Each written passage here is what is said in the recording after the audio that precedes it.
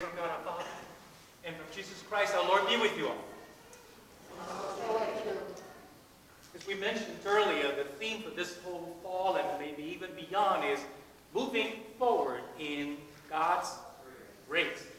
And certainly this passage that we have just read and so beautifully told again by Marianne, it's about God's grace. I think Molly has the last word. It's about God's love. So I don't always think I could have any more to add to it, but let me just try to look at this text from a different angle. But first of all, there's some real difficulties for the text.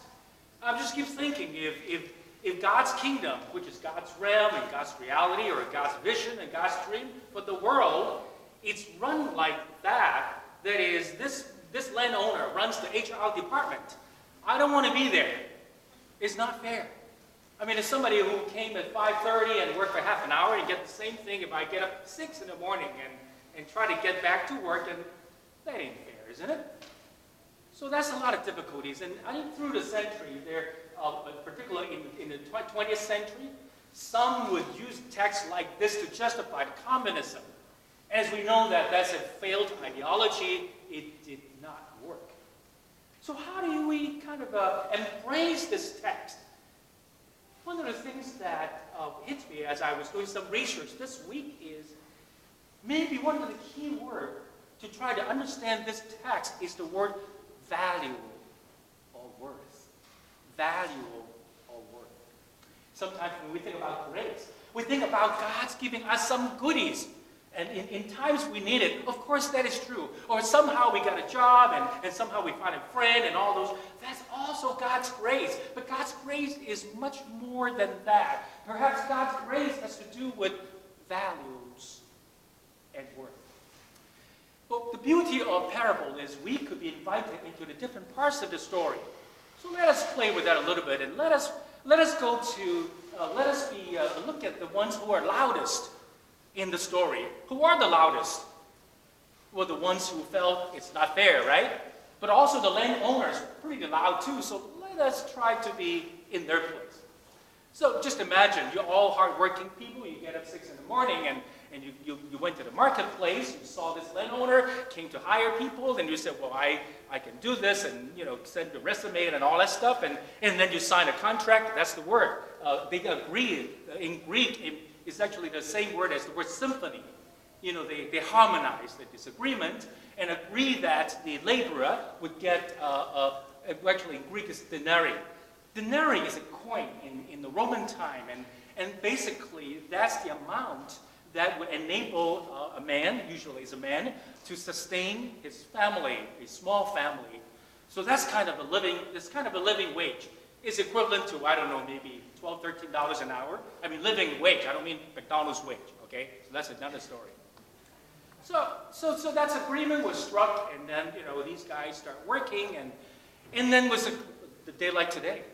Pretty warm, pretty hot. So 9 o'clock, they saw a bunch of new blood came in and work at the vineyard. So they go, okay, all right, we'll see what happens. And then 10 o'clock, another group came in. 12 o'clock, another group came in. 3, 4, 5, and 5:30, half an hour before the bell rings, before they have the punch time clock again, and another group came in. And you were there sweating and cursing, cussing, and complaining about the weather. Hard work, isn't it, in a vineyard? Well, then, okay. Then see what happened. So 6 o'clock came. Time to punch the time clock. The foreman came and started paying. The story was actually quite interesting. Had the story been the foreman came and just gave whoever came first the denarii and then let him go, it wouldn't be so bad, wouldn't it? You would pick up your denarii and walked away, and you might be muttering and grumbling, but you didn't know, all right? But the story is set up in a way that just put insult into whatever insult into insult. But anyway. So the ones who came last came. The one who started 5:30 came, and it was before the day of a Hippah. So they received the denarii, and everybody saw that. No confidentiality. So you were the first group, and you're watching, and would you be angry? I hope you would be. I mean, it's only human nature. So you're mad and thinking that, well, that's not right.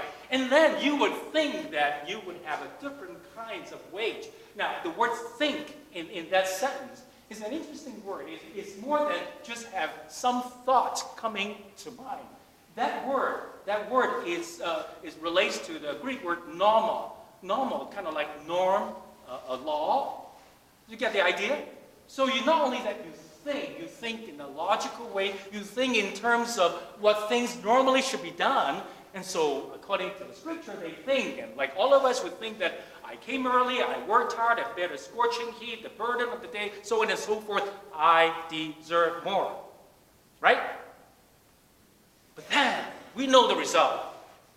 Finally, I just got the same denarii, like the one who came at 4:30, 5:30, 3 o'clock, 12 o'clock, you name it. Should you be angry? I hope you are. If you are human like me, I am angry. And then so, of course, they complain, and what's up with that? That's not even fair. You equate me, we're hard workers, with those slackers, and that ain't right. And then the other troubling part is what the landowner said. The landowner, according to the scripture, start with the word friend. Well, it's too friendly of a translation. If I would translate that, I would say, "Hey, dude, shut up." That's really the sense of it, right? So hey, dude, hey, this is my you. I didn't do you any wrong. We agreed to that. Am I right? We agreed to that, and that's my money. I can do anything I damn want. Okay, sorry. Cut that part. Cut that word out. Cut that word out, please. Okay, so then go home, and don't even bother me anymore, and so go, and I can. And then the last words is even more troubling. So the last will come first, and the first came last. It's really hard to swallow if you think about it. I have many moments in my life, and even particularly when I'm in trouble, particularly when I am in trouble, and see people who did squat and get all kinds of goodies, and it's not fair. It's not fair. Have we been in those kind of moments? And then the words from the landowners were even more troubling. What kind of world is that? What kind of world, what kind of kingdom, what kind of vision is that? To me, one of the things that really hits me as I was reading this text again this last week is perhaps the landowner was really yelling and shouting about a kind of world that we live in. And that world is captured in the word marketplace or market. That word didn't show up too many times in the text, but it really hits me as I read the story, because that's the place where those latecomers would be standing there, not working. Did you see that line? This is the marketplace is where those latecomers would be standing. The translation is idling, but the Greek word is not working, basically. Let's think about the marketplace. The marketplace. I have to confess to you, 40 years ago when I took Economics 101 in college, I flunked the first time. Well, I flunked many classes, but don't go there. Let's don't go there. But then, in economics, one of the most difficult concepts for me to grasp is price.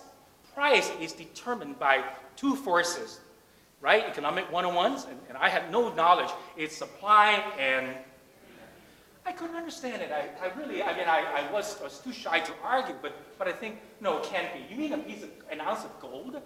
The price is determined by demand and supply? How could that be? Gold is valuable. The little diamond, the price is determined by demand and supply, meaning that it could cost nothing. That just cannot be true. I have a really difficult time understanding it. But then, of course, I take the course again and barely passing, so I actually graduated. But that's a different story. But then through life, I begin to understand values of anything, even us, is determined by demand and supply. Nothing in this world has intrinsic value. There's nothing has value of its own. And then the whole picture, the picture of these men standing, well, I say men because that's the case back in those days, these men standing in the marketplace, it's a very true picture of the job market that we are all in, isn't it? In this market, we are commodities. We are commodities. Our value is determined by what we can produce and what the market wants. So some of us always lament the kind of degree we have in college or something, and oh my gosh, why did I get this and that degree, and then having a hard time getting a job, and well, you have a good education, but I think that also just underlines the reality that we all face is in life, we are commodity. And if you have something to offer, you would be like the first crowd, the crowd in the 6 o'clock or the 8 o'clock crowd. You could negotiate with the landowner. But then if you are the later crowd, the 9 o'clock, the 10 o'clock, the 10 o'clock noontime, and 4:30 crowd, you have no negotiating power. In fact, if you look at the text, it says those men standing around, and they cannot do anything. They were idling. And when they finally get the job, the text says, the landowner said to them, I will give you whatever is right. Can you imagine that? A family to feed, things to bring, the home to bring money back to, but all I get is I will give you what is right. And in some ancient text, it's some probably not as authentic as the earliest one, the last group, when they got a job, what the promise from the landowner is, whatever is right, you will receive. I have been employment in my life. I have been laid off in my life. I can truly relate to that picture, the picture where people are standing in the market, waiting and waiting and waiting. And then when people ask, why aren't you working? My answer is exactly the same as those who said, nobody hired me. And in fact, what it means is nobody had found me valuable. But thank goodness, the end of the story is not these men have no way to feed the family. It's not these unemployed people have no way to find their dignity. The end of the story is when the clock comes, the 6 o'clock came, and when the landowner gives out wages, those are the ones we receive first. So God is not trying to change the market economy. God is not saying, Jesus is not saying that market economy is all wrong. What Jesus is saying is, in God's realm, in the kingdom of heaven, while market economy is important, but it isn't more important for human is we are not commodities.